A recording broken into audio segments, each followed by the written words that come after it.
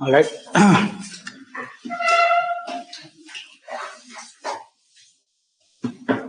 So nuclear technology almost completed. Only few things are left related to treaties and deals that India has made with other countries. After that, we will start with IT, information technology, or ICT, information and communication technology. Okay, right.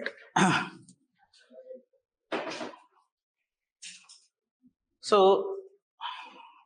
what are the features of several deals that India has made with other countries, especially India-US nuclear deal that we will see?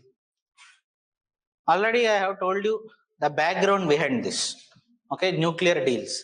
So India has not signed NPT in 1968. Later, when we have conducted Pokhran 1 in 1974, after that NSG was found, Nuclear Supplier Group, and India, because we are not a signatory of NSG, we didn't get the membership of that. And once NSG was found, we are not able to make nuclear deals with any country. Okay, because under Nuclear Supplier Group, it is mentioned that a member or a non-member country cannot be made deal with a member country. Okay, so later in 2008, once India and US relations got better, okay, because of the US insistence, we got a waiver from NSG. Okay, Nuclear Supplier Group, we got a waiver. Because of that waiver, now we were able to make deals with some of the countries which are members. Okay, so I have already told you the first country to make a deal with India after NSG waiver was France. Okay, after that in 2010, the second country, the other country to make a deal with India was US. Okay, so India and US has signed a nuclear deal in 2010, and it is also called 123 agreement.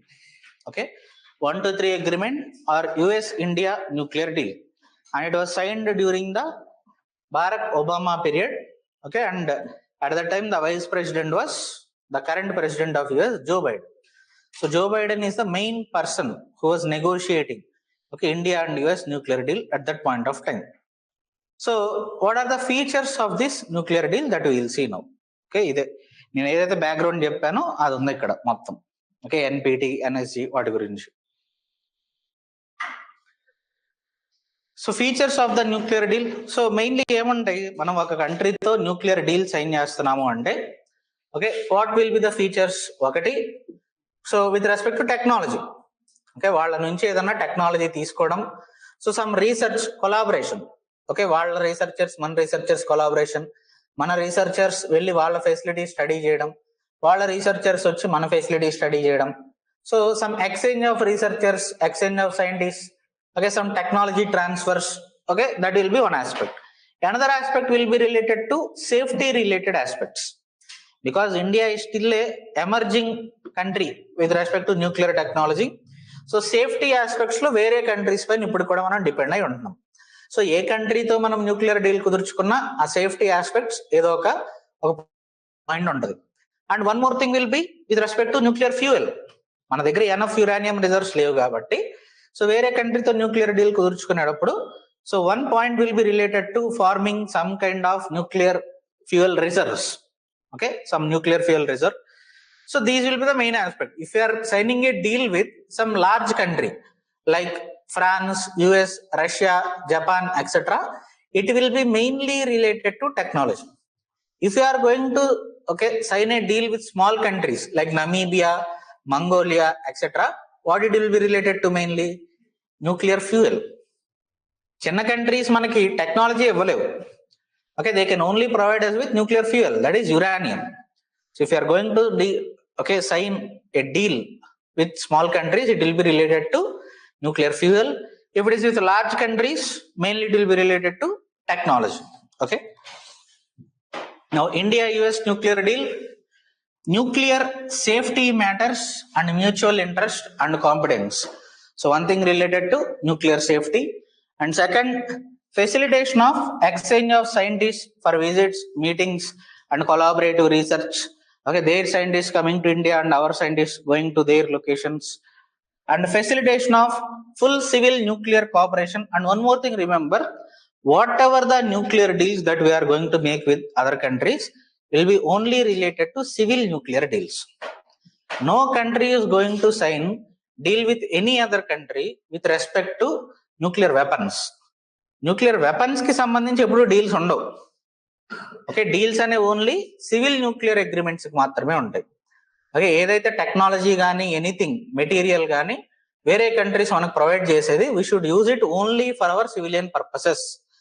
We cannot use that technology or material that we're getting from other countries for making nuclear weapons. Okay, this is very important.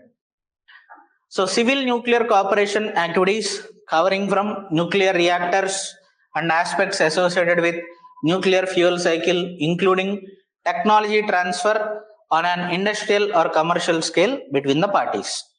Now, development of a strategic reserve for the nuclear fuel. So as I have told you, one strategic reserve for the nuclear fuel to guard against any disruption in the supply during the lifetime of India's reactors. That means if we are going to establish any nuclear reactor with the help of US, మన ఇండియాలో సగం reactors అన్ని ఏదో ఒక country యొక్క cooperation తో establish చేసినాయి. ఏదో రష్యా అవ్వచ్చు, ఫ్రాన్స్ అవ్వచ్చు, జపాన్ అవ్వచ్చు. అంతకుముందు యుఎస్ లేదు, but recently with the help of US also we're trying to establish 1 or 2 nuclear reactors. So ఆ న్యూక్లియర్ రియాక్టర్ లైఫ్ స్పాన్ వరకు న్యూక్లియర్ మెటీరియల్ సప్లై కూడా ఆ పర్టికులర్ కంట్రీ మనకి సపోర్ట్ చేస్తూ ఉంటాయి. Okay, so that is what we're saying here. And alteration in any form or content of nuclear material as provided for, and supply of nuclear material for the benefit of parties or the third countries as well. That means tomorrow India and US can also make a deal with a third country, which is a smaller country like Bangladesh or Sri Lanka. There if we are going to establish some nuclear power plant, for that also the technology or material can be supplied by US. Okay, already such an agreement was made between India, Russia and Bangladesh, a tripartite agreement we call it. So in Bangladesh at a location called Ropur, okay, we will see that anyway. So we are establishing a nuclear power plant of almost around 1000 megawatts. So it is a collaboration between 3 countries, India, Russia and Bangladesh. So mainly Russia is going to supply the technology. Infrastructure will be provided by India and the location or the site will be provided by Bangladesh. Okay, it will be constructed at a place called Ropur in Bangladesh for supply of electricity for Bangladesh only. Okay, Bangladesh kosam. So that is what we are saying. Supply of nuclear material for the benefit of the parties or any third country as well. And initially it was signed in the year 2010, later extended again for 10 more years in 2020. So 10 years కి మనం ఈ deal కుదుర్చుకుంటున్నాం. So till 2030 again this deal will be present. Okay. Now India, France, as I have already told you, the first country to sign a deal with India after the NSG waiver was France. Okay, again a history ఉందన్నమాట ఇక్కడ అంతా.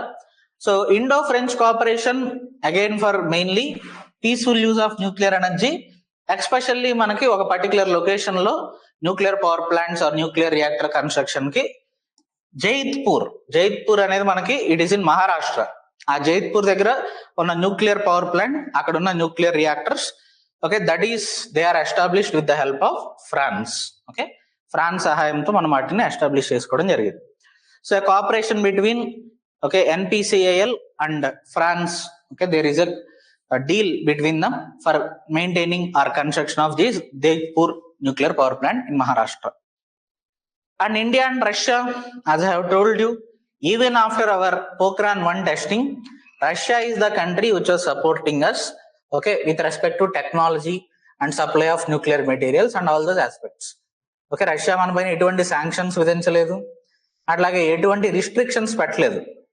Even though Russia is a signatory of NPT, it is a member of NSG, still okay మనకి కావాల్సిన materials అన్ని supply చేస్తా ఉంది, ఎటువంటి sanctions విధించకుండా.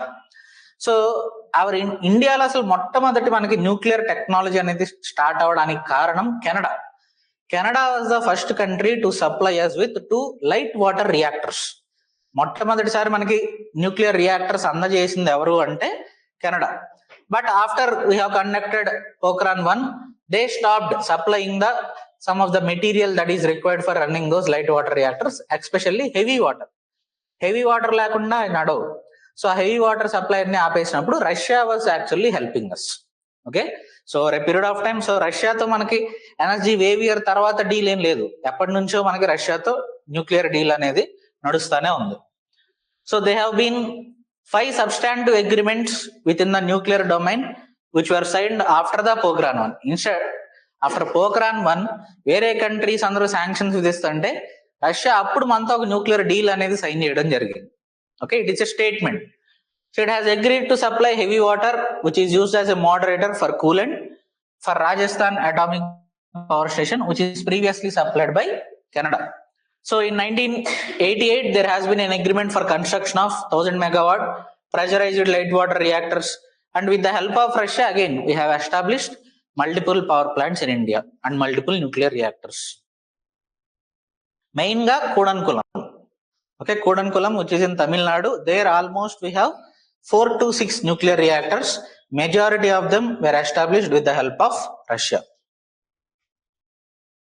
Next, India, Namibia.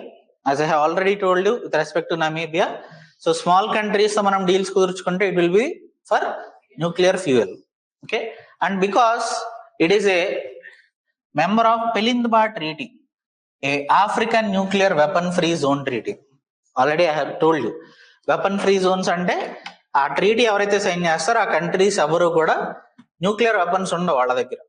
Okay, and they are not going to pursue nuclear weapons in the future as well.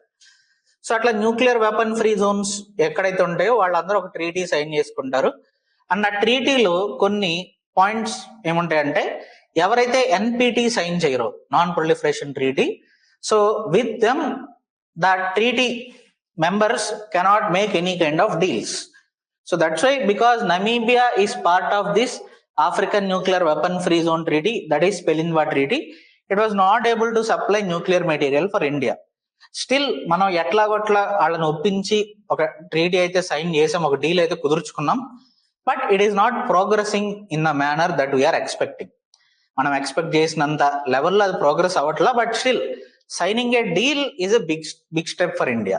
Okay, with a country which is part of Pelindaba Treaty, because African countries have one of the largest reserves of uranium. Not just Namibia, in general, African countries, they have uranium deposits. So that's why if one country accepts, tomorrow maybe the other countries also can make deals with India, right? And India, Japan, as I have already told you, Japan is a pioneer when it comes to nuclear safety components. So the main deal with Japan is going to be again with nuclear safety components and related technology. So cooperation in the peaceful use of nuclear energy was signed between India and Japan. And since Japan is the only country to survive a nuclear holocaust, that is during Fukushima disaster 2011. So Japan holds near monopoly in the nuclear safety components. And it is a major player in the civil nuclear energy market. And this agreement will definitely boost our energy security needs of both the nations and strategic cooperation, accelerating and ensuring safe and secure Indo-Pacific region. So sometimes questions can be asked in mains with respect to compare and contrast between the nuclear deals that India had with other countries. Off chesama.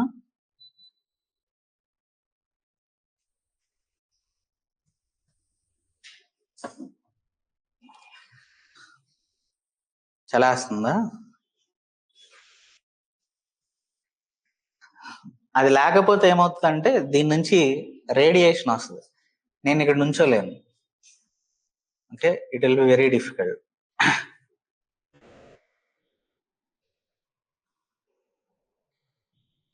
Anyway, so with respect to Japan, the deal is with respect to safety components. Okay, ఏదో చెప్పబోతున్నాను ఆగిపోయింది. Anyway, so ఇది yes. So compare and contrast between nuclear deals of India US and India Japan, అలా కూడా questions రావచ్చు. Okay, differences ఏంటి, commonalities ఏంటి. So India US and India Japan లో సమ్ కామన్ ఆస్పెక్ట్స్, రెండు కూడా సేఫ్టీ కాంపోనెంట్స్ కి సంబంధించి. బట్ యుఎస్ కి వచ్చేసరికి మనకి ఎక్స్ట్రా థింగ్స్ ఉన్నాయి. ఏంటి, ఒక న్యూక్లియర్ రిజర్వ్స్ కానీ, న్యూక్లియర్ పవర్ ప్లాంట్స్ ఎస్టాబ్లిష్మెంట్ కానీ, సైంటిస్ట్ ట్రాన్స్ఫర్, ఇవన్నీ. So common point nuclear safety component. Main గా జపాన్ తో deal is related to safety components. Okay, that is the aspect that we need to highlight. So questions మనకి mains లో రావచ్చు వీటిపైన, prelims లో mostly questions రాకపోవచ్చు with respect to deals and all. Next, India, Russia, Bangladesh tripartite agreement. So as I told you, రోపూర్, in a place called Ropur, a nuclear power plant is being established. Technology provided by Russia, infrastructure provided by India, place provided by Bangladesh. Okay, so almost 1,000 megawatt power plant is being constructed. Okay, for Bangladesh only.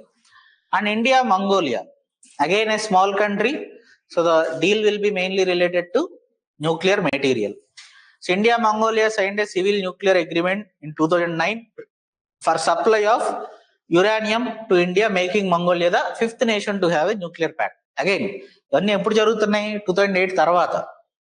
2008 కి ముందు లేవు ఈ deals. ఎందుకు? At the time we're not a member of NSG and we didn't have any waiver in NSG. And all these countries are signatories of NPT and also members of NSG, okay, nuclear supplier group.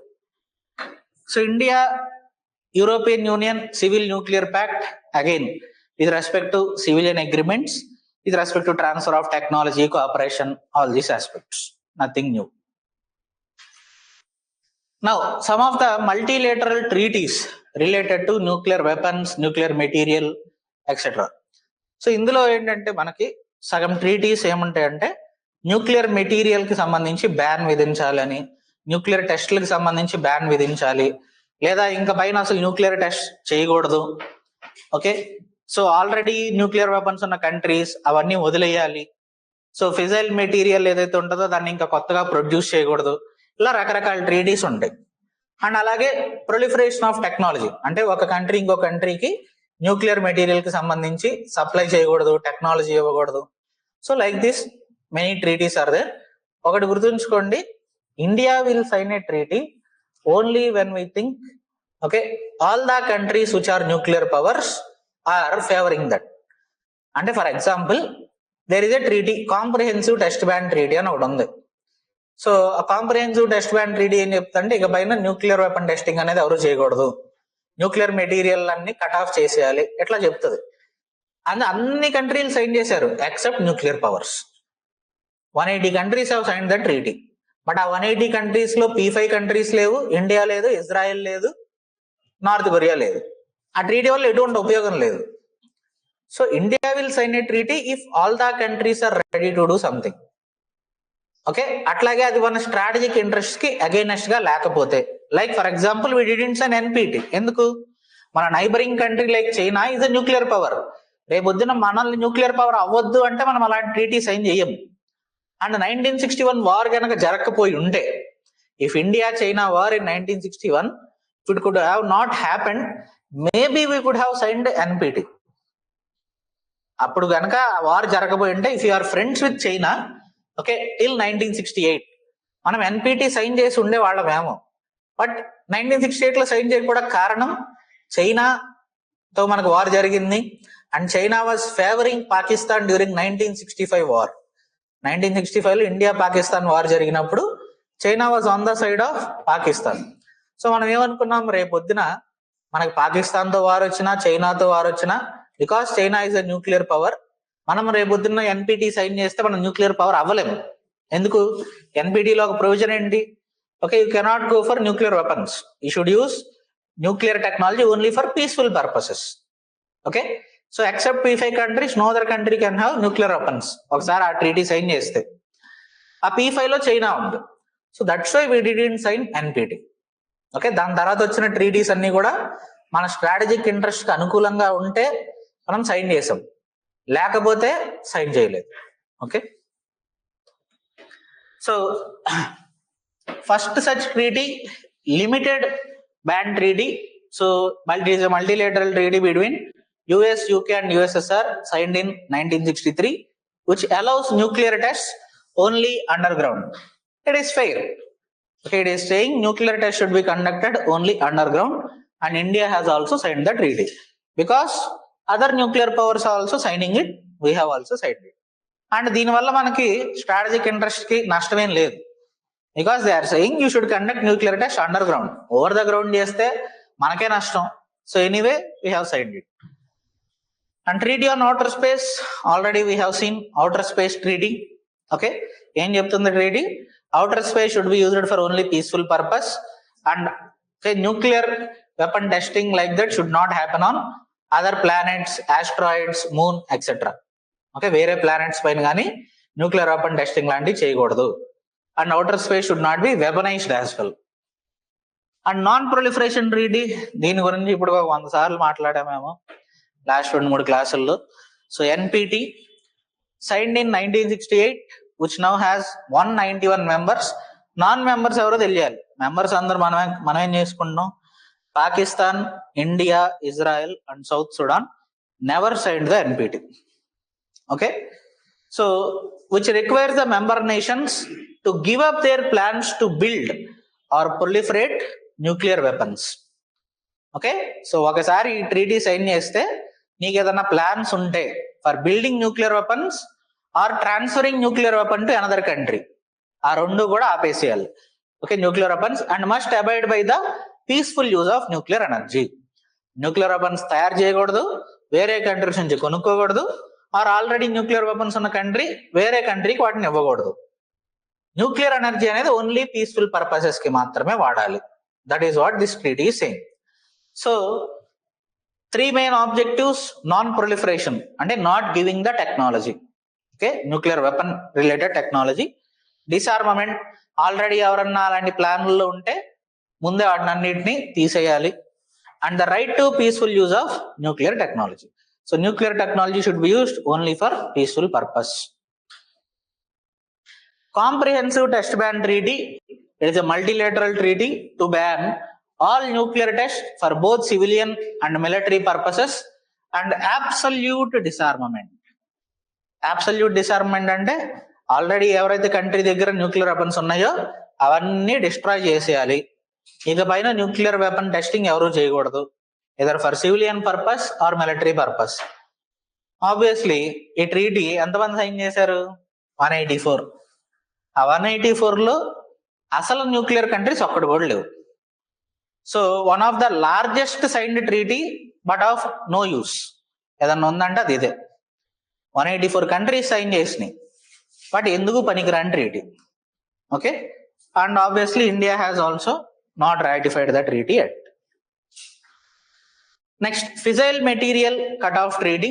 So we know what is fissile material, which is actually used as a fuel in nuclear reactors, and దాని ద్వారానే nuclear weapons కూడా తయారు చేయగలం. So voluntary multilateral agreement open to any country that possess nuclear fissile material to prohibit further production of fissile material like uranium and plutonium. Again దీనివల్ల మనకి ఎటువంటి ఉపయోగం లేదు. we didn't sign this because we are a country which are increasing the fissile material, not decreasing. Okay, next, missile technology control regime, already ఇంతకు ముందు కూడా చూసాం, MTCR. So it is mainly related to dual use technologies. So ఏదైతే మనకి technologies which can B used for peaceful purpose and also can be used for military purpose, అలాంటి technologies ఉంటాయో, so in those technologies a country, a member country of MTCR cannot make a deal with other country, especially for missiles beyond the range of 300 km. So initially when we are not member of this MTCR, BrahMos 1, the range was just 290 km. Enduku Russia is member of MTCR, India was not a member. So member country cannot make a deal with non-member country beyond 300 km range. But later in 2016 we became a member of MTCR, and అందుకని BrahMos 2, already BrahMos 1, we are increasing the range up to 700 kilometers. Next, nuclear supplier group. ఇప్పుడు దీని గురించి కూడా చాలా సార్లు చెప్పుకున్నాం. So only the signatories of NPT can become members of nuclear supplier group, and the condition in this nuclear supplier group is that only the member countries, okay, can have deals with the member country. Non-member countries cannot make any kind of deal with respect to nuclear technology, nuclear material, or anything, okay, with a member country. Non-member country cannot make deal with the member countries. So even though India isn't a member, it observes the provisions of NSG, and India was granted waiver in the year 2008. Okay, మనకు ఒక waiver అనేది రావటం, దాని తర్వాత వేరే countries అన్ని మనకి ఒక్కొక్కటి ఓకే డీల్ కుదుర్చుకోవడం. అండ్ స్టిల్ ఈవెన్ టుడే అన్ని కంట్రీస్ కూడా మనకి ఇండియాకి మెంబర్షిప్ రావాలి, ఎన్ఎస్జి మెంబర్షిప్ అని ట్రై చేస్తున్నాయి. Only country that is not supporting is China. All the P5 countries except China are supporting India to have membership. China ఏం చెప్తుంది, you can have membership in NSG, ఇండియాకి ఇద్దాం membership, కాకపోతే ఇండియాతో పాటు పాకిస్తాన్ కూడా ఇద్దామంటది. Okay, Pakistan ఎందుకు డిస్క్రిమినేట్ చేయాలి? Pakistan is also not a signatory of NPT. So NSG membership ఇండియాకి కావాలా, ఓకే ఫైన్, బట్ పాకిస్తాన్ కూడా ఇవ్వండి. వేరే కంట్రీలందరూ పాకిస్తాన్ ఇవ్వడానికి యాక్సెప్టెడ్ కాదు. సో అదొక dead lock situation. That's why India got a waiver instead of actual membership of NSG. Okay, ఇప్పుడు కూడా ప్రతి ఒక్క US president India US relations గురించి టాక్ వచ్చినప్పుడు they tell that we support India's membership of NSG. Okay, next Wassenaar agreement. So మనకి 2016, 2017 and 2018 లో వరుసగా మనం 3 ఇంపార్టెంట్ ఇంటర్నేషనల్ ట్రీటీస్ లో మెంబర్స్ అవడం జరిగింది. సో ఫస్ట్ 16 లో we became member of MTCR. Next 17 we became member of Wassenaar Agreement. So this agreement has been established in order to contribute to regional and international security by promoting transparency and greater responsibility in transfer of both conventional arms and normal technologies and also dual use goods. Main ga dual use goods and technology. ఏదైతే peaceful purpose అలాగే military purpose రెండింటికి serve చేసే technologies ఉంటాయో వాటికి సంబంధించి responsible use అనేది ఉండాలి. వేరే కంట్రీస్ కి ట్రాన్స్ఫర్ చేసేటప్పుడు జాగ్రత్తగా ట్రాన్స్ఫర్ చేయాలి అని చెప్పేది Wassenaar agreement. And India became the member in 2017, becoming the 42nd participating nation. Next Australia group. So వరుసగా 3 years 3 ఇంపార్టెంట్ గ్రూప్స్ మనం పార్ట్ అయ్యామన్నాను. Third one Australia group in 2018. Okay, Australia Group again is a informal forum of countries through harmonization of export control and seeks to ensure exports do not contribute to the development of particularly chemical or biological weapons. So Australia Group is not related to nuclear weapons, it is related to chemical or biological weapon particularly. Wassenaar Agreement, dual use goods and technologies. MTCR, missile. Okay, with respect to missiles. Okay, next nuclear weapon free Jones అనేవి కొన్ని ఉన్నాయని చెప్పుకున్నాం కదా ప్రపంచంలో, అది ఎక్కడెక్కడ ఉన్నాయి and వాటికి సంబంధించిన ట్రీటీస్ ఏంటి. So currently there are around 5 nuclear weapon free zones. First ఇది మనకి treaty of Tlatelolco, Latin America and Caribbean. మొత్తం లాటిన్ అమెరికన్ అంటే మొత్తం సౌత్ అమెరికా మొత్తం వస్తుంది, along with Caribbean countries, okay, West Indies. And South Pacific Treaty of Rarotonga and Southeast Asia Treaty of Bangkok. And Southeast Asian nations kuda evar daggara nuclear weapons levu. And Africa Treaty of Pelindaba, no African nation has nuclear weapons. And Central Asian countries like Kazakhstan, Uzbekistan, okay, వాళ్ళకి సంబంధించిన treaty. So central Asian nuclear weapon free zone. So వీళ్ళందరికి కూడా ఏం problem ఉంటది? So ఈ ట్రీటీలో కొన్ని provisions will be like, okay, a non NPT country cannot make any deal with the treaty countries. Okay, దానివల్ల మనకి న్యూక్లియర్ మెటీరియల్ సప్లై అనేది కొంతవరకు దెబ్బతింటుంది. Even though we got NSG waiver. So right now we are depending on only the nuclear member countries like US, France, Russia etcetera for the supply of uranium. So already nuclear weapon కంట్రీసే మనకి technology వాళ్ళే ఇవ్వాల్సి వస్తుంది, even nuclear material కూడా వాళ్ళే ఇవ్వాల్సి వస్తుంది. Only exception ఇక్కడ మంగోలియా ఎక్కడ ఉంటది మనకి? రష్యాకి చైనాకి మధ్యలో ఉంటది. సో దాని చుట్టుపక్కల వేరే కంట్రీలతో డీల్ కుదుర్చుకోవడానికి వాళ్ళకి ఛాన్స్ లేదు కాబట్టి ఇంకా మనకు అది ఒక్క కంట్రీ దొరికి వాళ్ళతో మనం ఒక డీల్ కుదుర్చుకోవడం జరిగింది for nuclear material. Now, what are the advantages of nuclear technology? What are the disadvantages of nuclear technology? Advantages not just for nuclear energy. Nuclear energy ne kaadu. That is the main advantage. But along with nuclear energy, nuclear technology is also used in various other applications. Like, for example, in medical field, it is used in chemotherapy. Okay, atlage inga rakarakaala other cancer treatments, cancer diagnosis, వాటిల్లో nuclear టెక్నాలజీని use చేస్తాం. And it is also used for irradiating the crops. Okay, crops ఏదైతే ఉంటాయో వాటికి irradiation అంటే genetic mutation అలాంటివి తీసుకురావడం కోసం, జిఎం క్రాప్స్ అట్లాంటి వాటికి కూడా మనకి న్యూక్లియర్ టెక్నాలజీని యూజ్ చేయడం జరుగుతుంది. ఓకే, ఇంకా for various other purposes. Okay, let us see. So heat energy, main advantage, heat energy that is produced from a nuclear reaction is used for generation of electricity, which is clean form of energy. ఎందుకు clean form of energy? దీనివల్ల మనకి ఎట్లాంటి pollution అనేది ఉండదు. Unlike a thermal power plant which will release lot of pollutants into the air. మనకి nuclear energy నుంచి output just radioactive waste ఉంటుంది. So it is a clean form of energy. And nuclear energy can also fuel deep space explorations. Already చెప్పుకున్నాం, మనకి satellites కి సంబంధించి parts చెప్పేటప్పుడు రెండు చెప్పాను. పవర్ సోర్స్, ఒక పవర్ సోర్స్ సోలార్ ప్యానల్, రెండో power source nuclear. Deep space exploration చేయాలి అనుకున్నప్పుడు, అంటే beyond our solar system, if you want to send a satellite, అక్కడ ఏం యూజ్ చేయాలి? Nuclear energy. ఓకే, ఎందుకు? సోలార్ ప్యానల్స్ వర్క్ అవ్వవు కదా, సన్ ఉండదు. So deep space explorations, there also nuclear energy can be helpful. And nuclear technology is also used for medical applications, for treatment of diseases, and also for diagnosis. Diagnosis అంటే ఏంటి? What is the meaning of diagnosis? Yeah, to identify the disease. ఇప్పుడు మనం doctor దగ్గరికి వెళ్ళాము, doctor దగ్గరికి వెళ్ళినప్పుడు మనం symptoms చెప్తాం డాక్టర్కి. బట్ ఈ మధ్య మనకు తెలివితేటలు పెరిగిపోయి మనమే రోగం చెప్తా ఉంటాం, అది వేరే విషయం. సో నార్మల్ గా ఏం చేయాలి? డాక్టర్ దగ్గరికి ఫీవర్, దగ్గో, జలుబు ఏదో వచ్చింది. సో ముందు డాక్టర్ దగ్గరికి వెళ్ళం ఈ రోజుల్లో, మనకు మనమే ఐడెంటిఫై చేసి ముందు వెళ్ళి టాబ్లెట్లు వేసుకుంటాం. అవి వర్క్ అవ్వకపోతే అప్పుడు డాక్టర్ దగ్గరికి వెళ్తాం.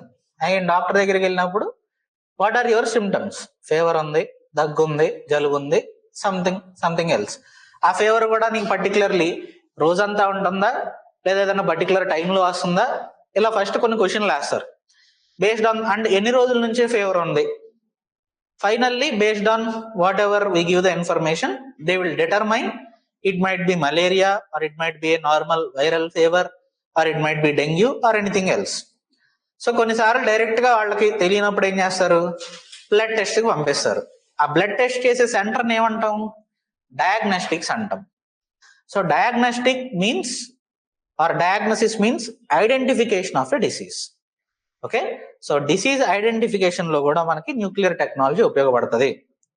జనరల్ గా మనకి అసలు మెడికల్ ఫీల్డ్ ఎలా ఉండాలంటే, in US if you go to A hospital, first ఒక డయాగ్నోసిస్ డాక్టర్స్ ఉంటారు. ముందు వాళ్ళ దగ్గరికి వెళ్తాం. వాళ్ళు first based on the diagnosis they will determine what is your problem. వాళ్ళు తర్వాత మిమ్మల్ని ఏదో ఒక స్పెషలిస్ట్ దగ్గరికి పంపిస్తారు. That is the procedure. ఇండియాలో మనకు అలా కాదు.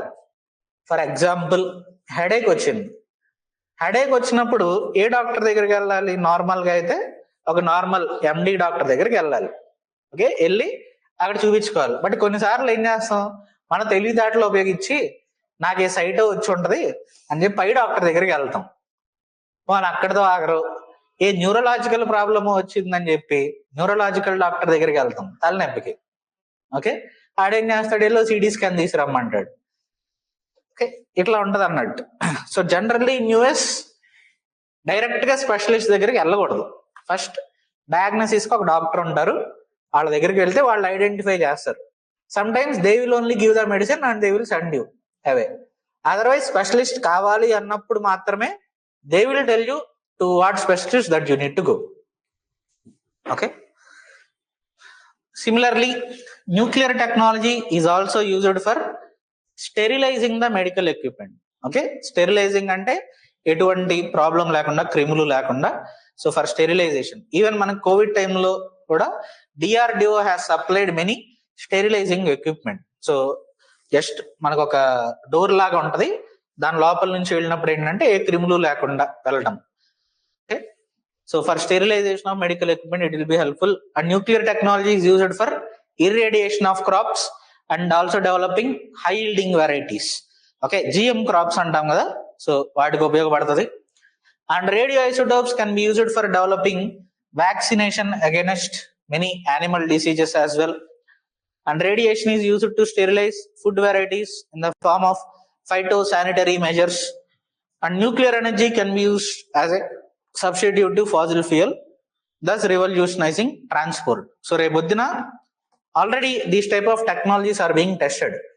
Mini nuclear reactors ane tayar cheyadam jarugutundi, and in future these mini nuclear reactors can be used in transportation, especially in the railways.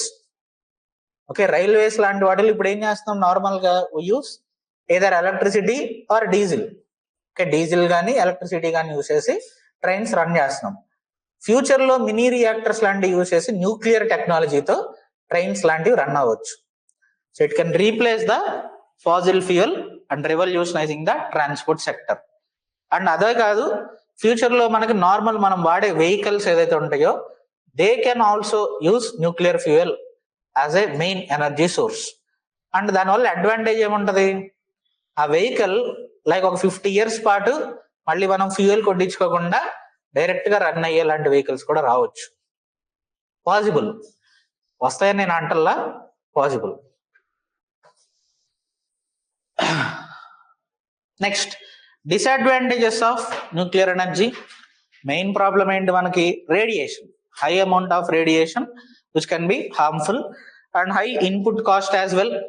And మనకి సేఫ్టీ మెజర్స్ అనేది కూడా కష్టం, ల్యాండ్ ఎక్విజిషన్ అనేది కష్టం. So all these will be main disadvantages. So nuclear material can be used to design weapons of mass destruction, biggest disadvantage. And building nuclear power plant is extremely costly. And natural or man-made disasters can greatly emit the radiation which can affect all forms of life. Okay, manaki Chernobyl nuclear disaster. Chernobyl ekkada untadi? Ukraine, not US, Ukraine. Recent Russia Ukraine war start అయిన starting phases లో కూడా ఆ Chernobyl పైన attack చేయడం జరిగింది Russia. So దాన్ని కొంతవరకు వాళ్ళు సేఫ్ గార్డ్ చేశారు. సో మళ్ళీ డిజాస్టర్ జరిగిద్దాం అనుకున్నారు కానీ జరగలేదు. అండ్ 1968 లో Chernobyl disaster, it is a very huge disaster, ప్రపంచంలోనే న్యూక్లియర్ డిజాస్టర్స్ లో ది లార్జెస్ట్. దానిపైన మనకి ఒక సిరీస్ కూడా ఉంది, హాట్ స్టార్ లో చెర్నోబిల్ అని ఒక సిరీస్ ఉంటది, ఖాళీగా ఉంటే ఇప్పుడు చూడండి. You learn a lot about nuclear technology.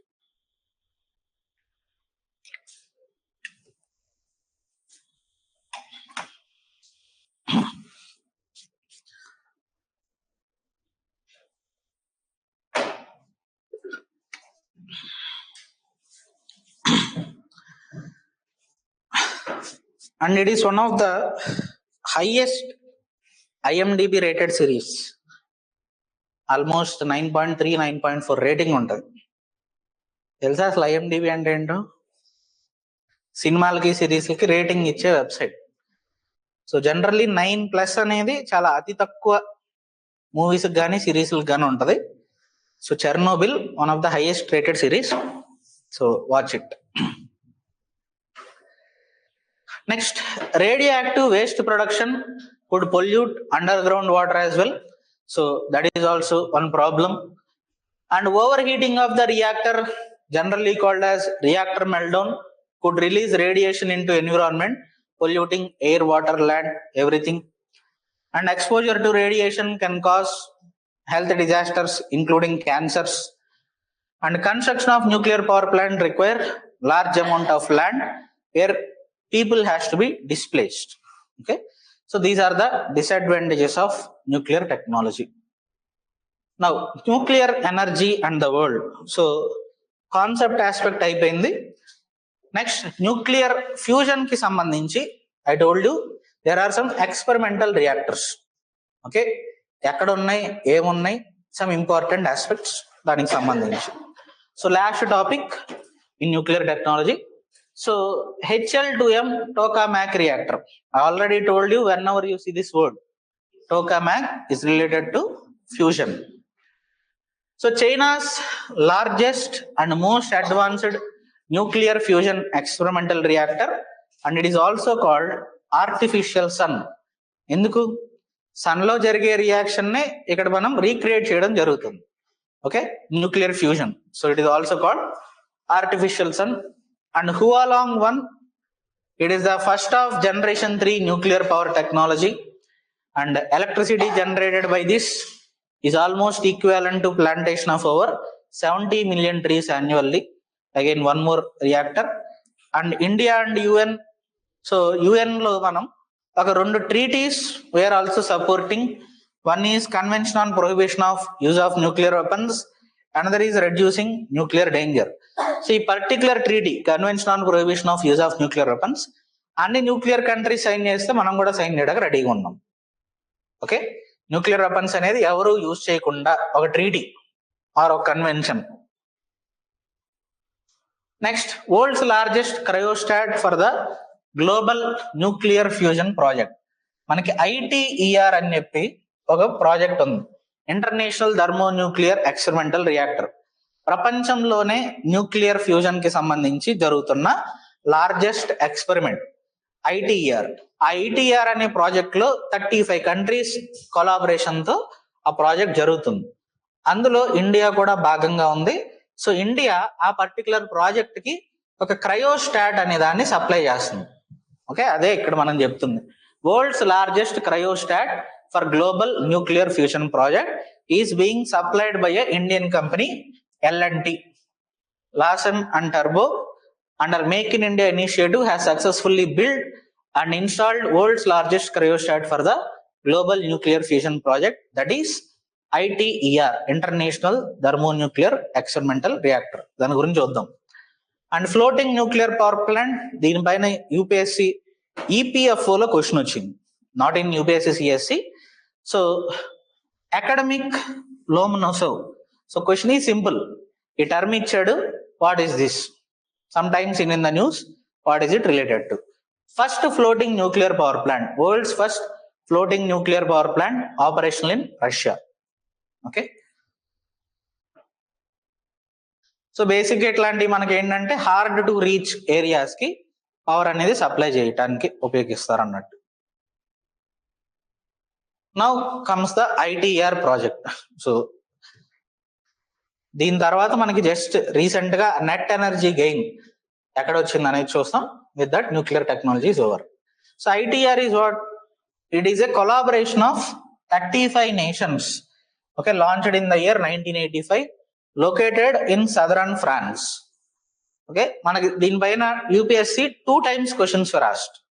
ITER పైన ఏదైతే క్వశ్చన్లు అడిగారో యాజ్ ఇట్ ఈస్ అవే copy paste group 1 group 2 exams లో కూడా అడగడం జరిగింది. సేమ్ అయ్యే క్వశ్చన్స్. సో ఒకసారి సింపుల్ గా ఇది ఎక్కడ లొకేట్ అయిందని అడిగాడు. France. Okay, south of France. It is a collaboration of 35 nations located in France. It aims to build world's largest tokamak. Tokamak is nothing but nuclear fusion reactor or thermonuclear reactor అని కూడా అంటాం. Tokamak to prove the feasibility of fusion as a large scale and carbon free source of energy.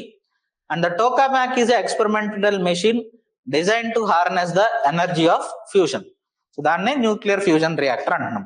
Okay, so inside a tokamak, the energy produced through the fusion of atoms is absorbed as heat in the walls of the vessel, and like a conventional power plant, same, whatever the heat energy that is released will be used for running a turbine. And దీనికి సంబంధించి principles ఇవన్నీ మనకి ఏమంత అవసరంలో. So participation main question దీనిపైన అడిగాడు. Which of the main countries that are involved? So China, European Union, India, Japan, South Korea, Russia and US. ఇవి largest participation countries. But along with them 35 countries are totally involved in the ITR project. So according to ITR agreement 2006, the above mentioned 7 countries will share the cost of the project construction, operation and decommissioning as well. So దీని ద్వారా develop అయిన technologies ఏదైతే ఉంటాయో అవన్నీ అందరూ equal గా share చేసుకుంటారు. What are the technology that is going to be developed, output technology అందరూ కూడా equal sharing will be there. So they also share the experimental results and also the intellectual property generated by fabrication, construction and operation phases. So ఇందులో భాగంగా ఈ 7 కంట్రీల్లో India కూడా ఒకటి కాబట్టి India is supplying that cryostat. Already ఆ cryostat ని అక్కడ ఇన్స్టాల్ చేయడం జరిగింది in the ITER. So India and IAEA safeguards. So basically ఈ IAEA ఏంటంటే international atomic energy agency. So this is the agency which will keep a look on all the nuclear reactors in the world. ప్రపంచంలో ఉన్న అన్ని civilian nuclear reactors పైన okay this is the body or this is the agency okay that will keep a look on, అంటే వాటిని monitor చేస్తూ ఉంటది. So if at all any nuclear power plant is being used for nuclear weapons okay or there nuclear fuel cycle is going beyond the 20% enrichment, అవన్నీ observe చేస్తూ ఉంటది IAEA. So IAEA we are not a member because we are not a member of NPT or we are not a signatory of NPT కాబట్టి IAEA has only or provisions okay it can only look after the nuclear power plants of only NPT signed countries. But because India was not a signatory of NPT, initially we didn't come under the safeguards of IAEA. But later once we got the NSG waiver అనేది లభించిన తర్వాత that waiver is with a condition that we have to come under the safeguards of IAEA. So దీని ప్రకారం ఏంటి అంటే వేరే country నుంచి మనం ఇంపోర్ట్ చేసుకునే టెక్నాలజీ కానీ న్యూక్లియర్ మెటీరియల్ కానీ అవి మాత్రం IAEA సేఫ్ గార్డ్స్ కిందకు వస్తాయి. అదర్వైజ్ మనం ఇండిజినస్ గా డెవలప్ చేసుకున్న technology and whatever the nuclear material that we are producing in India they won't come under IAEA safeguards or inspections. So IAEA inspection చేస్తూ ఉంటది న్యూక్లియర్ పవర్ ప్లాంట్స్. ఆ inspections దేనికోసం?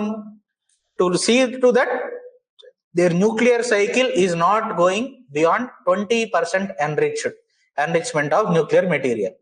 Okay, అట్లాగే other aspects also it will look after safety aspects కరెక్ట్గా ఉన్నాయా లేదా అనేది. But in India what ever the facilities that are either using foreign technology or foreign material, nuclear material, only they will come under IAEA safeguards. Okay, wherever we are using our indigenous technology or indigenous material will not come under it. Okay, so as India is not a part of non-proliferation treaty, it has classified the nuclear facilities under separation plan, unsafeguarded and safeguarded. Unsafeguarded where domestic uranium can be used however India wants, anywhere India wants. Whereas safeguarded where imported uranium will be used only for the civilian nuclear purposes. So imported uranium అనేది civilian purpose కి మాత్రమే వాడుతున్నామా లేదా దాన్ని మనం nuclear weapons కి వాడుతున్నామా అనేది IAEA check చేస్తుంది అన్నట్టు.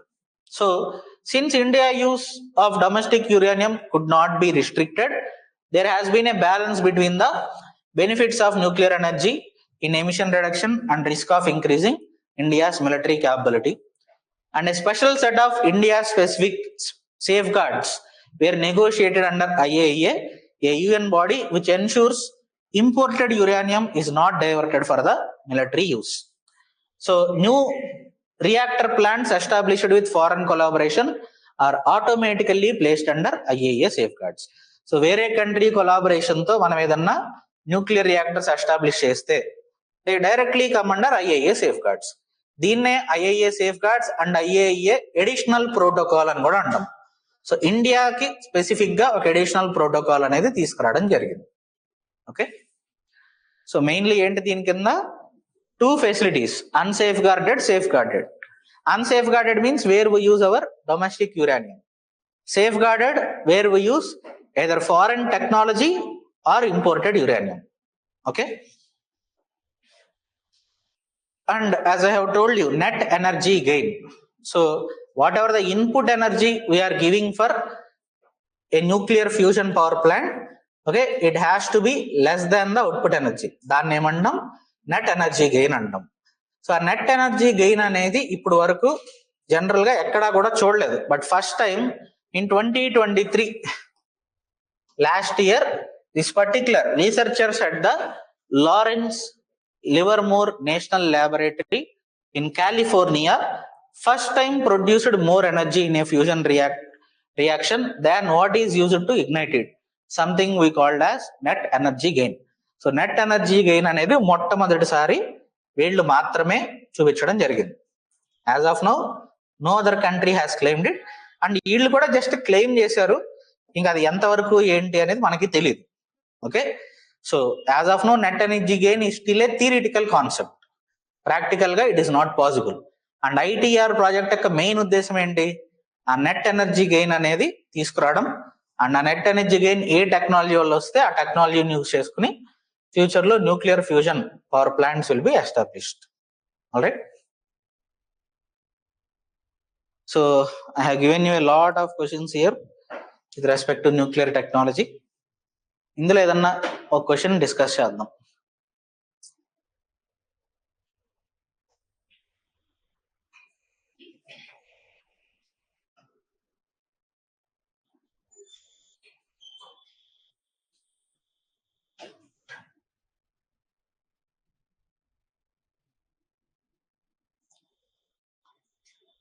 ఫిఫ్త్ క్వశ్చన్, దీని గురించి మనకి ఎనఫ్ కంటెంట్ క్లాస్ లో డిస్కస్ చేసాం. The share of nuclear energy in India is just 2%. And ఇప్పుడు ప్రస్తుతం అయితే less than 2%. Okay, discuss the factors responsible for slow pace of growth for nuclear sector in India. So దీనికి సంబంధించి answer ఎలా రాస్తాం?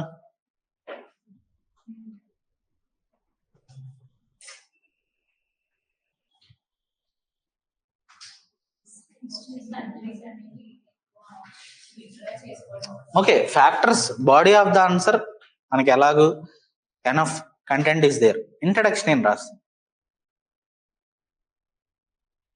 బేసిక్గా in the recent times there is a slowdown in the nuclear production in India. So because of which the percentage of nuclear power in India is reducing or falling below 2%. దాన్నే ఆ క్వశ్చన్లు అడిగిన దాన్నే introduction గా రాసుకుని what are the factors responsible అన్న దగ్గర మనకి వేరియస్ ఫ్యాక్టర్స్ డిస్కస్ చేసాం. మన సెకండ్ స్టేజ్ లో ఉన్న కొన్ని technological problems, land acquisition problems, cost aspect, okay, many countries rolling back on their okay nuclear program, okay, all those aspects will write. In conclusion ఏం రాస్తాం? మనకి 2020లో మళ్ళీ ఇండియా యుఎస్ న్యూక్లియర్ డీల్ అనేది మళ్ళీ extend చేయడం ద్వారా కొంతవరకు మన న్యూక్లియర్ ఎనర్జీకి కొంత బూస్ట్ అనేది రావటం, అండ్ దీనివల్ల మళ్ళీ it can restart our nuclear program. Recent గానే కదా 2020 అంటే, సో దానికి సంబంధించి కన్క్లూజన్ రాసుకుంటే that will be sufficient. 10 marks question, okay, 150 words. ఇది ఒకటి రాసుకోండి, మిగిలిన అన్ని అలాగే తర్వాత స్లైడ్స్ లో చూసుకోవచ్చు.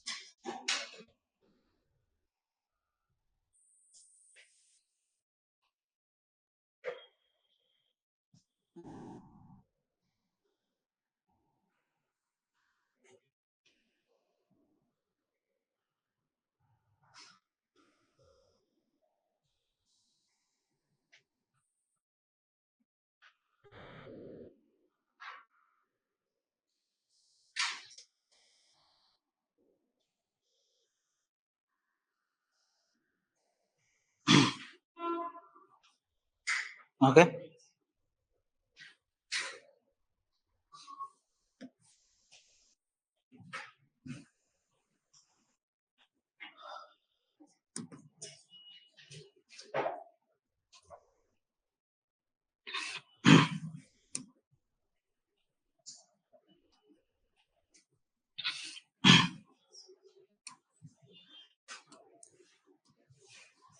So next topic, IT or ICT, information technology or information and communication technology. Now, what do you think we are going to discuss under this topic?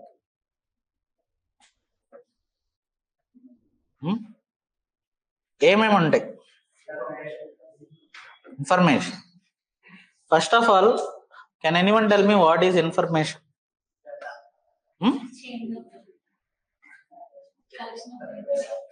Collection of data. Okay. What is information?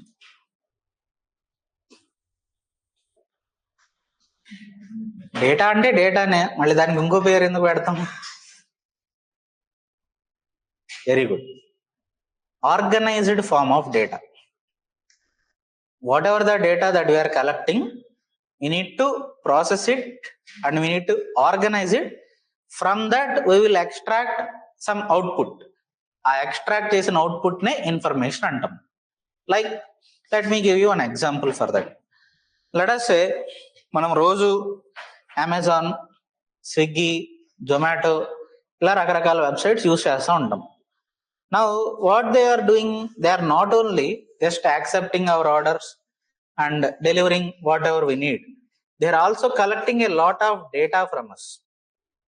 Okay, like for example Amazon తీసుకుందాం.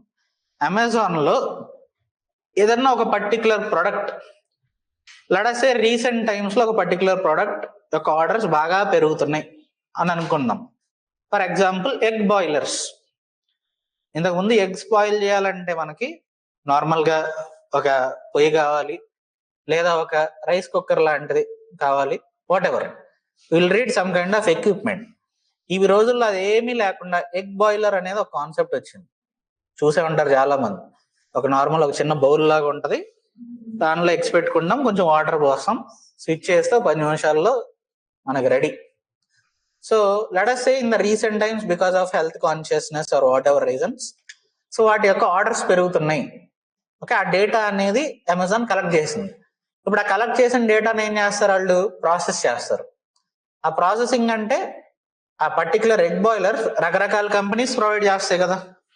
So a cost లో, a particular cost లో generally people are buying these egg boilers అనే ఒక information ని extract చేస్తుంది Amazon. Extract చేసి ఏం చేస్తుంది, వాళ్ళ బ్రాండ్ ఒకటి రిలీజ్ చేస్తుంది. Amazon brand of egg boiler will be released at that particular cost. Release చేయడమే కాకుండా వాళ్ళ వెబ్సైట్ లో ఏం చేస్తాడు, ఫస్ట్ దాన్నే ప్రమోట్ చేస్తాడు. And when compare to other companies product, ఇది ముందు కనిపిస్తుంది నీకు, దాని రేటింగ్స్ బాగుంటాయి, అట్లాగే కాస్ట్ తక్కువ ఉంటుంది. ఇదంతా ఎక్కడి నుంచి వచ్చింది, వాళ్ళు కలెక్ట్ చేసిన డేటా నుంచి వచ్చింది. ఆ data large amounts of data, మనకి రకరకాల లొకేషన్స్ నుంచి రకరకాల పీపుల్ పెట్టే orders, that is all data. ఆ మొత్తం డేటాని by using some data processing tools final గా దాని నుంచి ఎక్స్ట్రాక్ట్ చేసిన ఇన్ఫర్మేషన్, అదే మనకి ఇన్ఫర్మేషన్. సో ఇట్లా not only this, various kinds of information will be there. ఆ పర్టికులర్ ఇన్ఫర్మేషన్ అనేది ఒక దగ్గర నుంచి ఇంకో దగ్గరికి పంపించాలి. ఓకే, దానికి యూజ్ చేసే టెక్నాలజీనే information technology or information and communication technology. Let us say నేను మీకు ఏదన్నా ఒక పీడిఎఫ్ పంపించాలి. So that is also sending some kind of information. Or ఒక మెసేజ్ పంపించాలి, దట్ ఈస్ ఆల్సో ఇన్ఫర్మేషన్. మెసేజ్లో ఏముంటది, నేను ఈరోజు పర్టికులర్ లొకేషన్లో ఇక్కడ ఉంటాను, వచ్చి కలువు. That is a information. Okay, I have to give that information to some other person. For that I'm using some kind of technology. So నా మొబైల్ నుంచి ఆ పర్టికులర్ మొబైల్ కి మెసేజ్ వెళ్తుంది, either through WhatsApp or a messaging app, anything. In between whatever the technologies that are involved, they come under ICT, information and communication technology. Information is whatever the information that we are sending. Communication, okay, what we are communicating to the other person. Okay, the technologies that are involved in between. So in telecommunication, okay, telecommunication is the method that we generally use for transferring or communicating this data.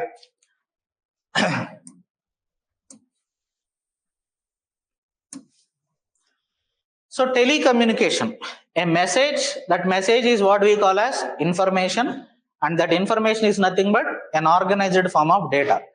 So that we will send in the form of a signal, that signal will be transmitted, it will be encrypted. So whatever the message we are sending, మీరు WhatsApp లో కూడా messages పంపించేటప్పుడు అక్కడ ఉంటది, these messages are encrypted.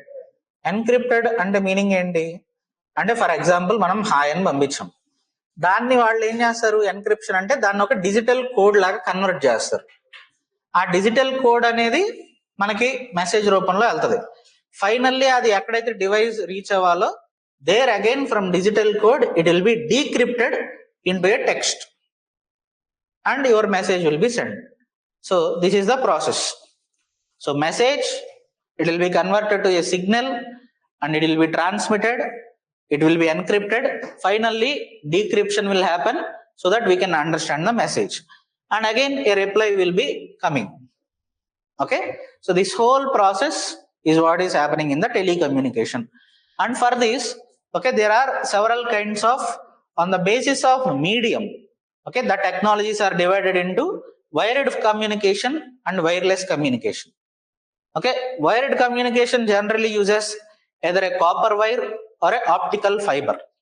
Optical fiber means generally what we call as, మనకి ఇళ్లలో ఉండే wifi కి connect చేసే కేబుల్ ఉంటది కదా, అదే ఆప్టికల్ ఫైబర్ అంటే. So once upon a time copper wires use to be used. Okay, copper wire advantage, speed will be good, but data loss will be high, but security is also good, but a little bit complicated structure. Copper wire technology. Later emerged the optical fiber technology, which uses something called total internal reflection. అంటే ఇలా optical fibre ఉంటది, దీని లోపల మనం పంపించే message ఒక total internal reflection అనే concept ద్వారా మనకి ఫాస్ట్ గా ఇంకో దగ్గరికి చేరుతుంది. Okay, data usage. So wireless mechanism, it uses wireless technology. ఏంటనేది నెక్స్ట్ చూద్దాం. So wired mechanism, either copper wire or optical fiber, and optical fiber uses a technology or a technique, not technology, technique called total internal reflection for a transfer of data. And the advantages of this, data loss will be very less. That is the main biggest advantage. Security is also decent, speed is also good. Okay. Now, what are different wireless technologies that you know? You tell me. Wireless technologies. Bluetooth, Wi-Fi, Inka, Li-Fi. Have you heard about Li-Fi? Wi-Fi, what is the full form? Wireless fidelity. Li-Fi, light. Okay, we'll discuss, don't worry. So generally either Bluetooth or any other form of technology, it uses two kinds of radiation. Either it will be normal radio waves or it will use infrared waves. Okay, radio waves or infrared. Generally you might have heard about FASTag. మనకి highways పైన వెళ్తుంటే toll gates దగ్గర FASTag technology will be used. దాని వెనకాల background లో ఏం use అవుతుంది, IR. Okay, infrared waves, infrared technology. అక్కడ మనకి లైన్ ఆఫ్ సైట్ అనేది కంపల్సరీ. అంటే మన ఫాస్టాగ్ అనేది ఆ పర్టికులర్ దానికి కిందకి వెళ్ళినప్పుడే కదా మనకి అది స్కాన్ అయ్యేది. వేరాజ్ బ్లూటూత్ కానీ వైఫై కానీ మనకి లైన్ ఆఫ్ సైట్ అవసరమా? అంటే ఆ పక్క గదిలో బ్లూటూత్ డివైస్ ఉంది, can we connect it from here or not? Yes. Wifi if it is there in the other room, can we connect it or not? So Wi-Fi, Bluetooth, they use something called radio waves, and FASTag type of technology they use something called infrared. Okay, now wireless communication uses mainly infrared or radio waves, and again some of the advantages and disadvantages. Compared to the wired communication, optical fiber speed will be less, and similarly security is also comparatively less because they can be easily hacked. But advantage is they are simple, that is easy to handle and also connect. Okay, and Bluetooth. So Bluetooth, what is it?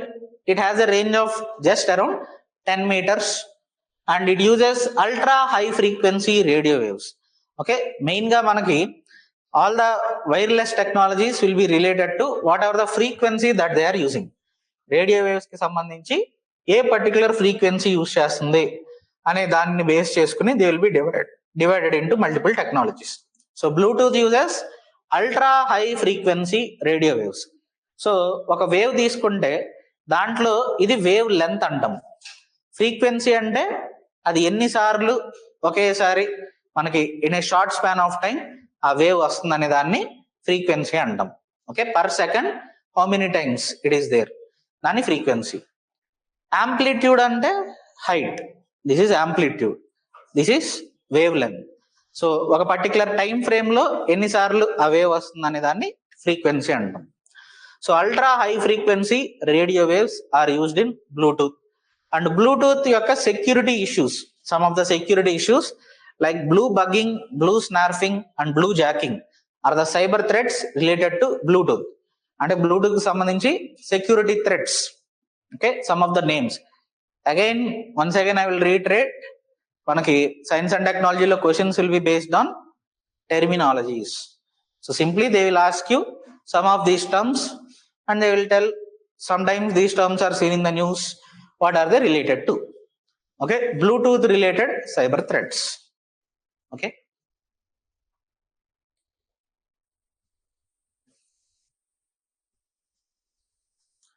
so Bluetooth range is 10 meters and it uses ultra high frequency radio waves. Next, Wi-Fi wireless fidelity, దీని range ఎంత మనకి around 100 meters. Again it also uses radio waves, but compared to Bluetooth మరీ high frequency కాదు, a little bit low. And Wi-Fi can be used to connect multiple devices. Okay, devices plus computer, and the interface we call it internet. Okay, it can also be used for usage of internet. And it can be used to connect smart watches, printers, TVs and also mobile phones. Normally we use mobile hotspots. Mobile hotspot use చేస్తాం, అక్కడ again use చేసే technology ఏంటి? Wifi. So don't think that wifi will be used only for internet purpose. Generally internet కి use చేస్తాం, అంతేగాని అదొక్కటే purpose కాదు. And generally when we send, if you want to send some kind of files from one mobile to another mobile without using internet. ఇంతకుముందే ఇప్పుడంటే internet use చేసి WhatsApp, Telegram వాడుతున్నాం. ఒకప్పుడు కొన్ని యాప్స్ యూజ్ చేసేవాళ్ళం, like share it. Okay, share it type of apps. So అక్కడ ఏం చేస్తాం, మళ్ళీ రెండు మొబైల్స్ కూడా హాట్స్పాట్ ద్వారా కనెక్ట్ అవుతాయి. హాట్స్పాట్ ద్వారా కనెక్ట్ అయ్యి దాని ద్వారా ఫైల్ షేరింగ్ అనేది జరుగుతుంది. సో వైఫై అండ్ అలాగే మనకి ప్రింటర్స్ అవన్నీ కూడా డైరెక్ట్ ప్రింట్ ఇవ్వాలనుకున్నప్పుడు not always they will be connected through a wire, they can be connected through WiFi as well. So Wi-Fi is a technology which is used for connecting multiple devices, and it can be also used for connecting through internet as well. So it will be just used as a interface for connecting internet. Okay, so ఆ Wi-Fi router కి తీసుకొచ్చి మనం ఒక cable, optical fibre cable పెడతాం. So దాని వల్ల మనకి internet వస్తుంది, right? And but recently obviously మనకి ఎయిర్ ఫైబర్ టెక్నాలజీస్ లాంటివి కూడా రావడం జరుగుతుంది.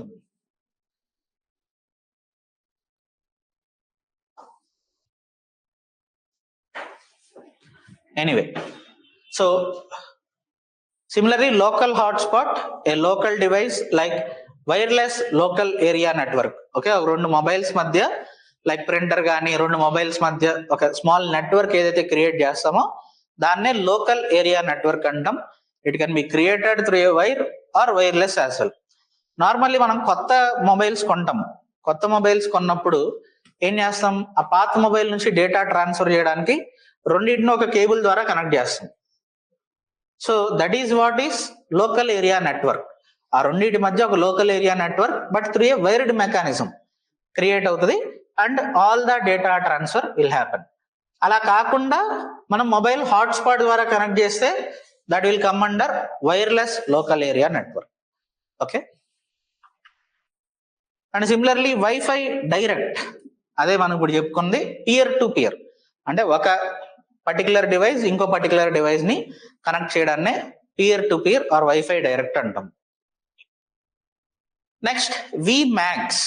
Okay, WiMAX is a worldwide interoperability of microwave access. So generally it is used for long distance connection. Okay, particularly in a city to connect a city with the internet. Normal గా మనకి ఇప్పుడు హైదరాబాద్ తీసుకుందాం. హైదరాబాద్ లో if you are using ACT Fibernet కనుక యూజ్ చేసేటట్టయితే, if you are a member of ACT Fibernet, మీరు కొన్ని లొకేషన్స్కి వెళ్ళినప్పుడు మీకు అక్కడ direct open ACT fiber net network కి మీరు కనెక్ట్ అవ్వచ్చు. ఓకే, లైక్ మాల్స్ కానీ అలాంటి దగ్గరికి వెళ్ళినప్పుడు, and by using your login credentials you can use the internet there. So that is what is WiMAX. So ఏం చేస్తాం, విమాక్స్ లో ఒక పెద్ద టవర్స్ ఎస్టాబ్లిష్ చేస్తాం.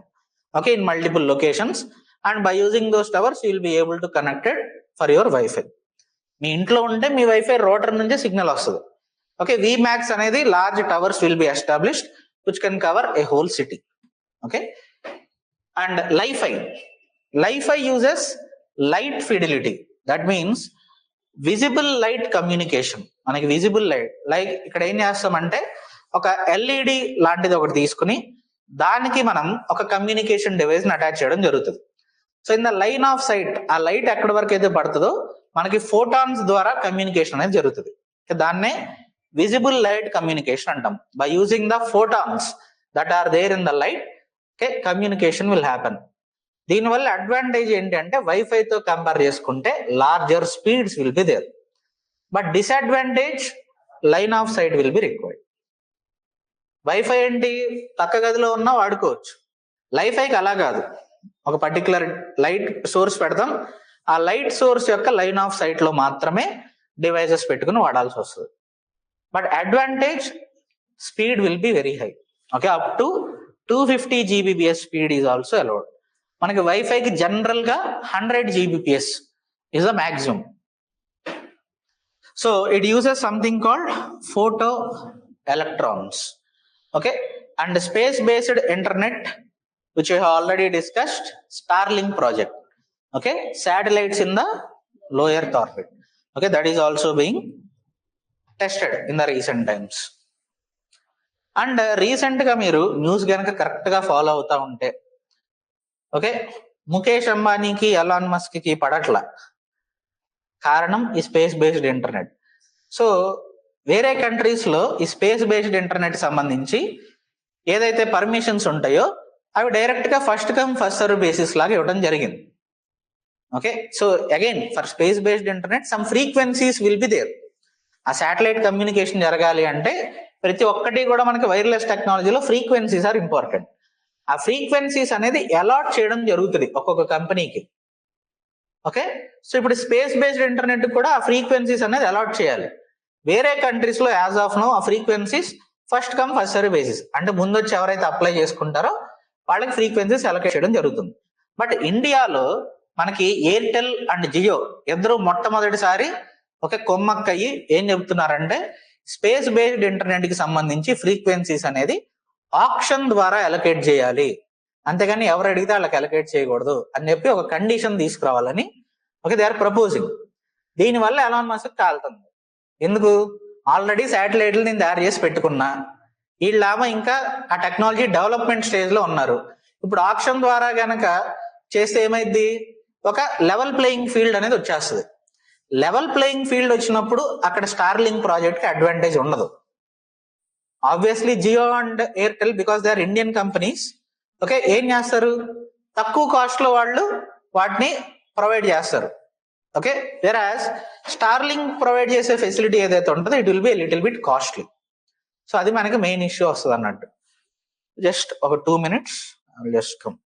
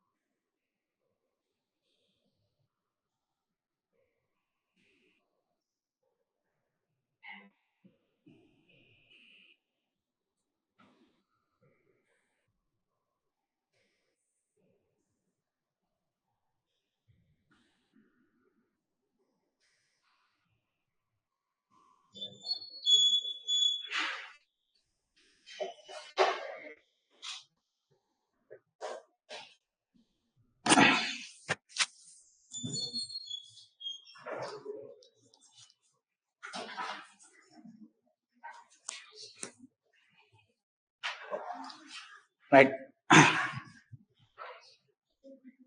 సో ఇక్కడ నుంచి మనకు వచ్చే టాపిక్స్ అన్నిటిలో కొంచెం మోస్ట్లీ ఇంట్రెస్టింగ్ అని ఉంటాయి.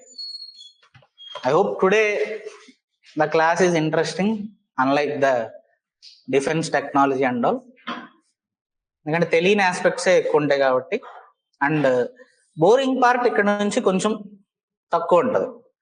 ఏదైతే just facts and figures unlike defence and space technology comparatively less, conceptual ఎక్కువ ఉంటాయి. Anyway, next mobile technologies.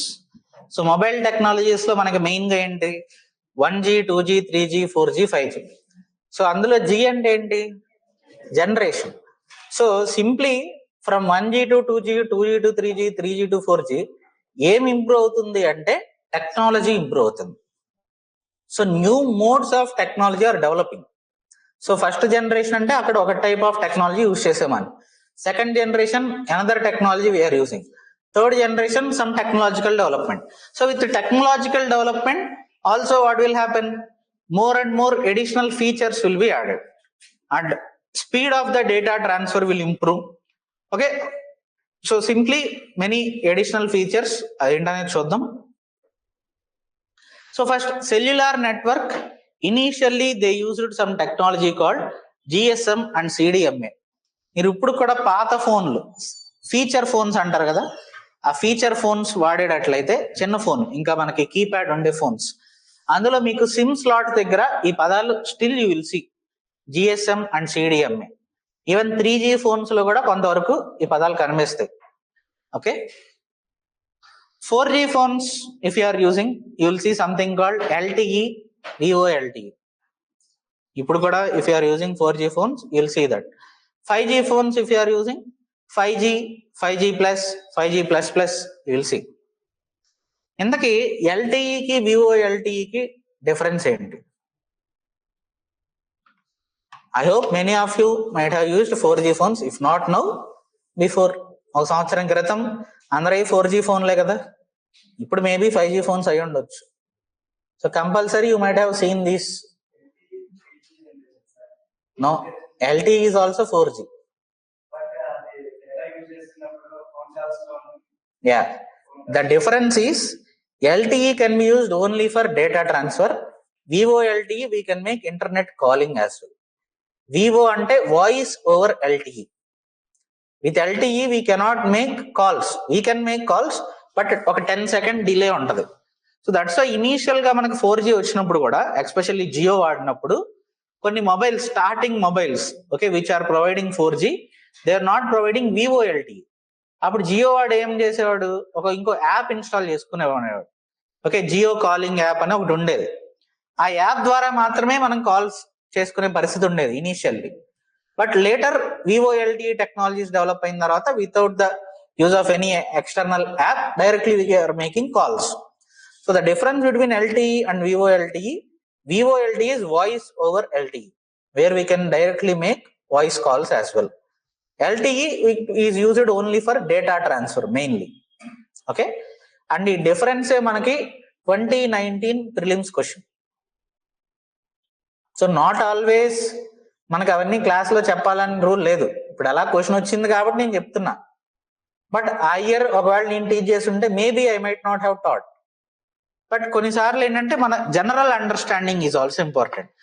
So UPSC ఏం చేస్తుందంటే, నువ్వు రోజు వారి నీ ఫోన్లో చూస్తున్నావు LTE VoLTE, అది ఏంటి అనేది తెలుసుకునే ఉత్సాహం, ఆతృత నీకు ఉందా లేదా అనేది టెస్ట్ చేస్తుంది. Okay, so general understanding. And Vivo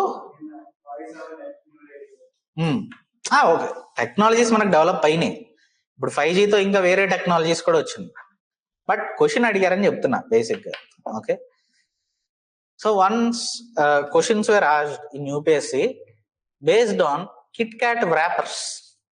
kit Kat అనేది ఒక చాక్లెట్ ఉందని తెలుసు కదా. సో ఇంతకు ముందు ఏం చేసేవాడని, మరి ఇప్పుడు ఐ డోంట్ నో, ఈ మధ్య నేను ఎప్పుడు తినలేదు. ఆ కిట్ క్యాట్ వ్రాపర్ల పైన వెనకాల ఒక స్మాల్ ఫ్యాక్ట్స్ ఇస్తాడు అన్నట్టు, ఒక చిన్న ఇన్ఫర్మేషన్. సో అట్లా ఇచ్చిన ఇన్ఫర్మేషన్ ఒకటి, బాగా బీచ్ అని ఒకటి ఉంటది. ఆ బీచ్ కి సంబంధించి ఒక ఇంట్రెస్టింగ్ ఫ్యాక్ట్ ఒకటి ఇవ్వడం జరిగింది అనమాట కిట్ క్యాట్ వ్రాపర్ పైన. దాన్ని యూపీఎస్సీ క్వశ్చన్ గా అడిగాడు. అలా కిట్ క్యాట్ వ్రాపర్ పైన 2-3 క్వశ్చన్లు వచ్చినాయి యూపీఎస్సీలో. అలా అని చెప్పి రేపు వెళ్ళి కిట్ క్యాట్లు కొట్టడం స్టార్ట్ చేయమాకండి. Okay, but questions were asked like that also. So మనం కొన్ని చాక్లెట్ పైన క్వశ్చన్లు వస్తాయి. And there was a question in 2016 or 2017 based on a movie. So okay, a movie called A Man Who Knew Infinity is based on which of the following personalities? ఎవరి పైన? Ramanujan. Okay, Srinivas Ramanujan ఆయన life story పైన English movie a man who knew infinity or the man who knew infinity ఏదో. So దానిపైన question వచ్చింది యూపీఎస్సీలో. So movies పైన కూడా రావచ్చు. రేపు ఓపెన్ హైమర్ పైన కూడా అడగొచ్చు, చెప్పలేం. లేదా ఓపెన్ హైమర్ మూవీ వచ్చింది కాబట్టి దాని రిలేటెడ్ టెక్నాలజీ ఏదో మనకు క్వశ్చన్ రావచ్చు. Okay, so like that questions will B framed. So general knowledge నుంచి క్వశ్చన్లు తీస్తూ ఉంటుంది అన్నట్టు యూపీఎస్సీ. సో ప్రతి క్వశ్చన్ కి ఒక కాంటెక్స్ట్ అనేది ఉంటది, ఊరికే అడగరు. Any question, especially science and technology, definitely there will be some logic behind a question that is asked. Current affairs లో ఎక్కడో దానికి లింక్ అనేది ఉంటది compulsory. Like once a question was asked related to gravitational waves and related aspects. So ఆ particular year మనకి దానికి సంబంధించి Bose, okay, Bose Einstein condensate అని ఒక కాన్సెప్ట్ ఉంటది. సో ఆయన యొక్క 125th బర్త్ యానివర్సరీ, ఒక బోస్ యొక్క 125th బర్త్ యానివర్సరీ ఆ ఇయర్ సెలబ్రేట్ చేసుకోవడం. అండ్ ఆయనకు సంబంధించి ఒక న్యూస్ ఆర్టికల్ న్యూస్ లో రావడం జరిగింది.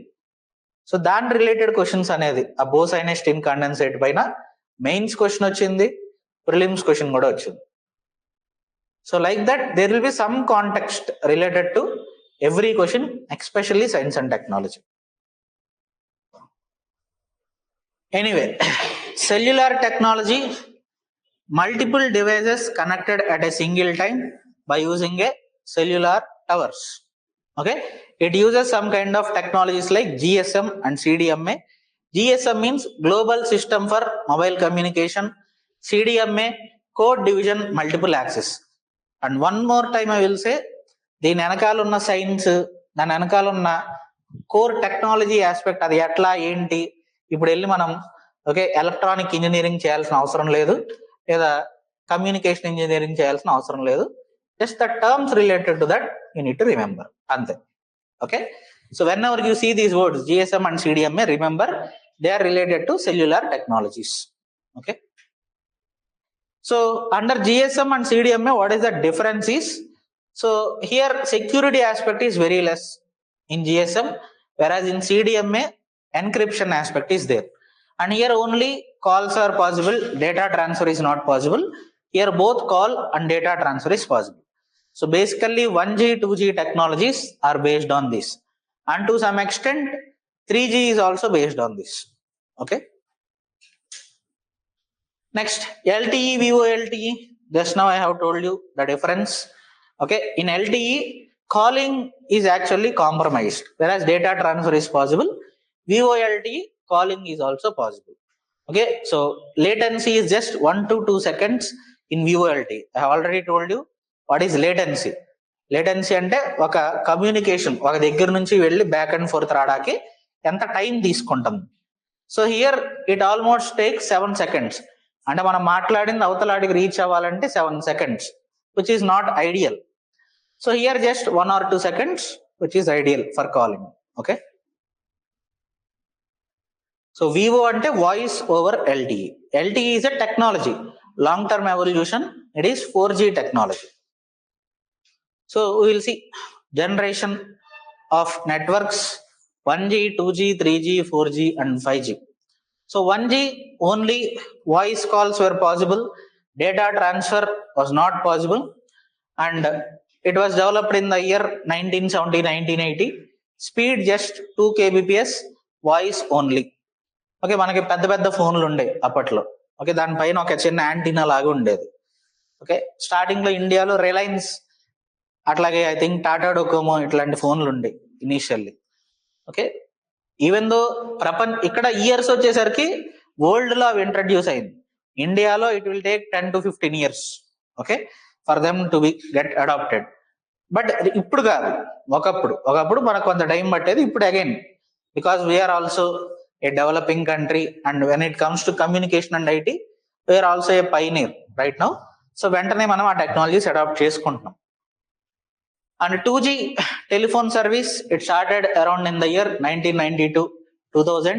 ఇక్కడ మనకి digital voice is possible, MMS, okay, అలాగే data transfer is also possible, and the technology associated with this is GSM.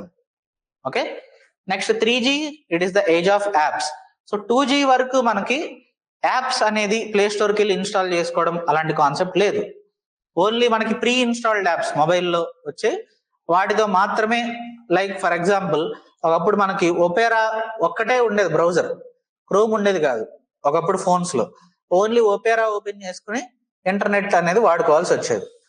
దాని తర్వాత 3G వచ్చినప్పుడు మనకి ఏమైంది, age of apps. We can install the apps and we can use however we want. So speed up to 2 Mbps up to 2010, and browsing, voice, okay, even మనకి WhatsApp calling లాంటి 3G ద్వారా కూడా to some extent possible. Okay, అలాగే video calling apps, and the technology that is used is CDMA. And 4G is the era of internet calling. మొత్తం calls అన్ని LTE, VoLTE వచ్చిన తర్వాత అన్ని మనకి internet calling based. So from 2011, so 200 Mbps to up to 1 Gbps speeds are available. So voice, video calling, audio and any type of data transfer is possible. So ikkada manaki technology enti LTE and VoLTE. LTE and VoLTE. So dynamic information accessible, and they can be connected to wearable gadgets as well. Okay, manaki watches, digital watches avi kuda possible. Next, the era of 5G. So here a concept of IoT, Internet of Things. Okay, Internet of Things అనేది మనకి completely separate concept. Mostly రేపు చూస్తాం. Tomorrow will discuss some recent emerging technologies like artificial intelligence, robotics, IoT, అవన్నీ రేపు వస్తాయి. Okay, so from 2020 the era of 5G has started. Speeds are very high. 1 Gbps to 100 Gbps and multimeter waves అనే concept use చేసుకుని ఇది develop చేయడం జరుగుతుంది. Next 6G is also being developed. Okay, మనకి Bharat 6G project అనేది ఒకటి start చేసాం already. 5G already వచ్చేసింది, next 6G. So India wants to become a pioneer in the 6G. So that's why government has started a project called Bharat 6G project, okay, for developing 6G. Again ఇక్కడ G అంటే generation, technology develop అవుతే వెళ్తూ ఉంటుంది. కొత్త technology వస్తే కొత్త generation, అంతే. Okay,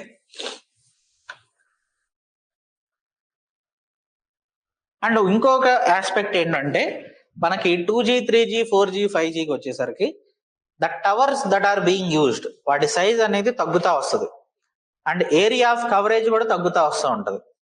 so generally మనకి 2G ఒకప్పుడు మన చిన్నప్పుడు కనుక చూసుకున్నట్లయితే ఒక మండలానికి ఒక టవర్ ఉండేది. ఓకే, ఒక హోల్ మండల్, దాని చుట్టుపక్కల ఒక 10 విలేజెస్ ఒక టవర్ తో కవర్ అయిపోయేది. బట్ 3Gకి వచ్చేసరికి కొంచెం మనకి ఇంకా ఎక్కువ టవర్స్ అనేది ఎస్టాబ్లిష్ చేయాల్సి వచ్చింది. 4Gకి వచ్చేసరికి ప్రతి విలేజ్ కి ఒక టవర్ అవసరమైంది. నెక్స్ట్ 5Gకి వచ్చేసరికి ఎవ్రీ లొకాలిటీకి ఒక టవర్ అవసరం అవుతుంది. Okay, so again the area of coverage will reduce but speed will increase. Next internet.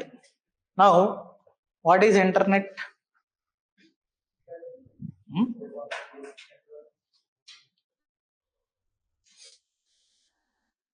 So there are two terms, internet and intranet. Intranet కి ఇంటర్నెట్ కి మెయిన్ డిఫరెన్స్ ఏంటి?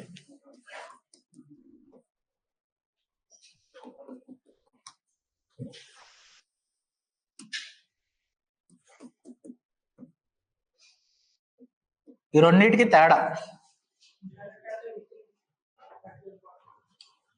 Okay, intranet అంటే only in a specified location limited number of devices connect అయ్యి ఒకదానికి ఒకటి communicate చేసుకుంటే, okay, అక్కడ create అయిన లోకల్ నెట్వర్క్ ని ఇంట్రానెట్ అంటాం. ఇంటర్నెట్ అంటే it is like network of networks.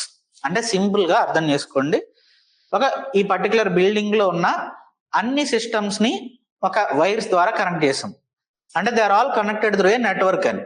So with in the building that is what is called as intranet. So ఇట్లా ఈ నెట్వర్క్ ద్వారా కనెక్ట్ అయి ఉన్న అన్నిటిని ఇంకో నెట్వర్క్ కనెక్ట్ చేసాం. అట్లా వరల్డ్ వైడ్ గా ఒక్కొక్కటి ఒక నెట్వర్క్ ద్వారా కనెక్ట్ అవటం ద్వారా మొత్తం క్రియేట్ అయిన నెట్వర్క్ ని ఇంటర్నెట్ అంటాం. It is like network of networks. ఒక local networks are connected through another network, again connected through another network. Okay, దాన్ని నెట్వర్క్ ఆఫ్ నెట్వర్క్స్ అంటాం. So that is what is internet. అంటే simple గా నువ్వు ఒక website తయారు చేసావు, నీ దగ్గర ఒక ల్యాప్టాప్ ఉంది, ఆ ల్యాప్టాప్ ఆర్ పీసీలో ఒక వెబ్సైట్ తయారు చేసావు. ఆ వెబ్సైట్ కి ఏం చేస్తావు? ఒక డొమైన్ క్రియేట్ చేస్తావు. I will explain all those things. Okay, ఆ డొమైన్ క్రియేట్ చేసి ఆ డొమైన్ అడ్రస్ అనే దాన్ని ఇస్తావు. And each and every device will have something called as IP address. IP address అంటే ఏంటి? ఇక్కడ అందులో ఐపీ అంటే internet protocol. So each and every device will have something called IP address. ఆ ఐపీ అడ్రస్ నా దగ్గర ఉంటే నీ డివైస్ నేను యాక్సెస్ చేయొచ్చు, ఆర్ నీ డివైస్ లో ఉన్న ఏదైతే నువ్వు నాకు యాక్సెస్ ఇస్తావో I can access that. So with in intranet what will happen? ఆ ఐపీ అడ్రస్ అనేది ఒక కామన్ ఐపీ అడ్రస్ ఒకటి క్రియేట్ చేసుకుని, లైక్ జనరల్లీ నీ కంపెనీ ఒక టీసీఎస్ బిల్డింగ్ ఉంది, ఆ టీసీఎస్ బిల్డింగ్ లో ఒకళ్ళకి ఇంకొకళ్ళు ఫైల్ ట్రాన్స్ఫర్ చేసుకోవాలన్నప్పుడు ఇంటర్నెట్ ద్వారా చేసుకోరు, ఇంట్రానెట్ ద్వారా. అంటే సింప్లీ వాళ్ళ మొత్తం డేటా అంతా ఒక నెట్వర్క్, ఒక ఇంట్రానెట్, ఒక ఐపీ అడ్రస్ ద్వారా కనెక్ట్ అయి ఉంటుంది. సో సింపుల్ గా ఎక్కడో ఫస్ట్ ఫ్లోర్ లో కూర్చున్నాడు కంప్యూటర్ లో ఉన్న ఫైల్స్ ని నువ్వు యాక్సెస్ చేయాలి అనుకుంటే 4th ఫ్లోర్ లో ఉన్నప్పుడు జస్ట్ ఐపీ అడ్రస్ ని తీసుకుంటావు, you can directly access that because all the devices are connected through a intranet network. అట్లాగే ఇంటర్నెట్ లో కూడా ఏంటి, అన్ని డివైజెస్ ఏదో ఒక నెట్వర్క్ ఆఫ్ నెట్వర్క్ ద్వారా క్రియేట్ అయి ఉంటాయి కాబట్టి, so first you will create a website. ఆ వెబ్సైట్ నీ పర్టికులర్ ఆ వెబ్సైట్ నేను యాక్సెస్ చేసుకోవాలంటే నీ ఐపీ అడ్రస్ ఉంటే నేను యాక్సెస్ చేసేయగలను. ఐపీ అడ్రస్ అంటే మనకు ఎలా ఉంటది? సంథింగ్ లైక్ 192.1-0- సంథింగ్ ఇలా ఉంటది, దాన్ని ఐపీ అడ్రస్ అంటాం. ఓకే, సో ఈ ఐపీ అడ్రస్ ని యూజ్ చేసుకుని directly I can access the data that you have created in your system. But ఈ ఐపీ అడ్రస్ డైరెక్ట్ గా నేను ఇచ్చేస్తే ఏమవుతుంది, హోల్ నా డివైస్ మొత్తానికి యాక్సెస్ వస్తుంది. అలా కాకుండా నేను ఒక వెబ్సైట్ క్రియేట్ చేశాను, ఆ వెబ్సైట్ మాత్రమే యాక్సెస్ రావాలి అనుకున్నప్పుడు I will create something called a domain address. Okay, ఆ డొమైన్ అడ్రస్ మనకి www.something.com.in.net. ఓకే, దాన్ని డొమైన్ అడ్రస్ అంటాం. Okay, who is providing you with that, దాన్ని బేస్ చేసుకుని ఆ డొమైన్ అడ్రస్ అనేది క్రియేట్ అవుతుంది. Okay, so in the internet, working of internet, how it will work, something called packets. They are nothing but bits of information. అన్ని information they will be in the form of packets. And ఇప్పుడు ఈ packets of information ఒకటి దగ్గర నుంచి ఒక దగ్గరికి transfer అవ్వాలి అన్నప్పుడు will require something called A protocol. ఈ ప్రోటోకాల్ అనేది ఏంటిది, రెండు డివైసెస్ ఒకదానికి ఒకటి మాట్లాడుకోవాలి అన్నప్పుడు ఆ రెండు యూజ్ చేసుకునే లాంగ్వేజ్ నే ప్రోటోకాల్ అంటాం. మనం నార్మల్ గా అట్లాగైతే we use several languages. The languages that are used by two devices to communicate with each other, that is what is called as a protocol. So computer wants to communicate with another computer. For this they require some kind of language model. That language model is what is called as internet protocol. దాన్ని ఏమంటాం, IP. దానికి ఇచ్చే address నే IP address. Okay, now IP address, internet protocol address, a unique identification number for each device will be present. And ఇందులో మనకి two types ఉన్నాయి, IPv4 and IPv6. what is the difference between them is a previous year UPSC question. Okay, ఒకటి encryption, రెండోది వచ్చేసరికి IPv4 uses only numerical address. అంటే ఇలా ఉంటది 192.168.1.1, whereas IPv6 uses alpha numeric. అంటే both numbers and letters will be used. దీని వల్ల మనకి ఎడిషనల్ ఎక్స్ట్రా సెక్యూరిటీ ఫీచర్ అనేది యాడ్ అవుతుంది. ఓకే, ఓన్లీ నెంబర్స్ ని హ్యాక్ చేయడం comparatively easy, alpha numeric address ని హ్యాక్ చేయడం comparatively difficult. So IPv4 uses ఈ రోజు కూడా చాలా వరకు IPv4 యూజ్ చేస్తూ ఉంటారు, IPv6 కూడా యూజ్ చేస్తూ ఉంటారు. Okay, for creating there domains. Okay, but recent గా క్రియేట్ అయ్యి most of them uses IPv6. బట్ ఎప్పుడో క్రియేట్ అయిన still they might be using IPv4 as well. So IPv4 only numerical, IPv6 alpha numeric address will be created. And voice over internet or VoIP. Okay, it is used for using internet to communicate. Internet calling ఏదైతే అంటామో అదే మనకి VoIP, voice over internet protocol. Okay,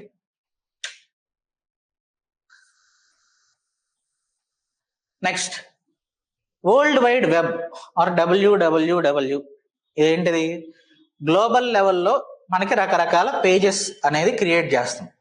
ఆ pages ని access చేయాలి అనుకున్నప్పుడు use చేసే domain. So in a local device you have created a particular website. So దాన్ని ఏం చేస్తాం, to connect with the internet and access to the pages will create something called as hyper link. దాన్నే మనం domain address అంటాం.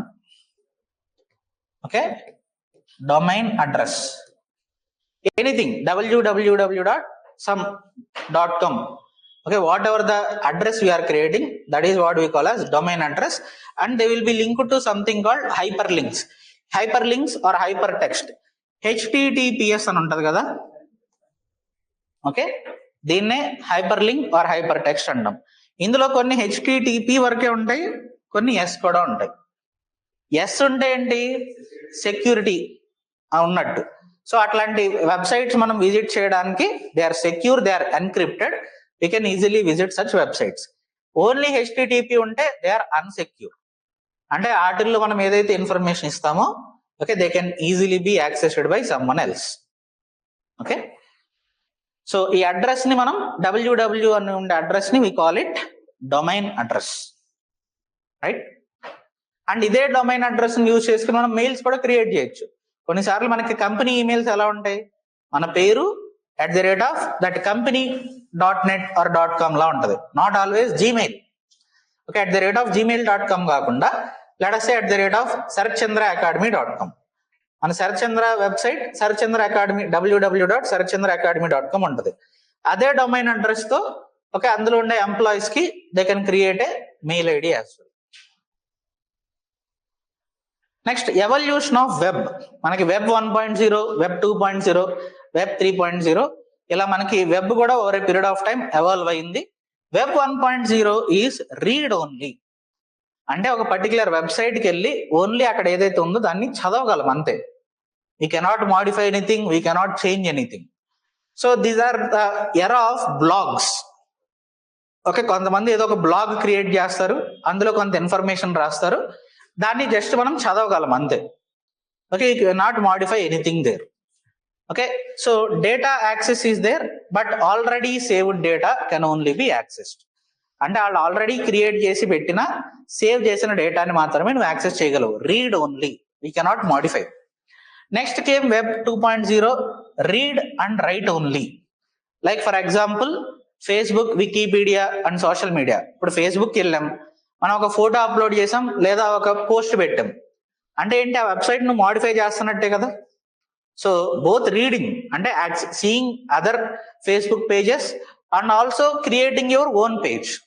So read and right only like Facebook, social media. So data confined to big companies only. Next came the web 3.0, semantic web, where user based and the data is localized. Instead of data getting stored somewhere in US, ఎక్కడో పెద్ద పెద్ద కంపెనీల దగ్గర data store అవ్వకుండా localized storage of data will be there and it makes use of something called blockchain technology and artificial intelligence. So what is blockchain technology, that will see later. AI again in tomorrow's class total ఏఐకి సంబంధించి మనకి full level knowledge will be provided. Okay, so I have some important work, so will stop here for today. So రేపు ఇంకా ఐటీకి సంబంధించి కొన్ని aspects complete చేద్దాం. దాంతో పాటు artificial intelligence, IoT, all these things will cover. Then robotics. So once మనకి ICT అయిపోయిందంటే 3 బిగ్ చాప్టర్స్ అయిపోయినట్టు. దాని తర్వాత only big chapter will be biotechnology which will come at last. Okay, ఎందుకంటే నేనేమి బైపీసీ స్టూడెంట్ కాదు. సో దానికి సంబంధించి నాకు సగం నాలెడ్జ్ ఉంటుంది, మీకు అసలు ఏం నాలెడ్జ్ ఉండదు. ఇద్దరం కలిసి ఆ సగాన్ని నేర్చుకుందాం. Okay, I'm a BTech student, so వీటికి సంబంధించి I have good knowledge, IT and all.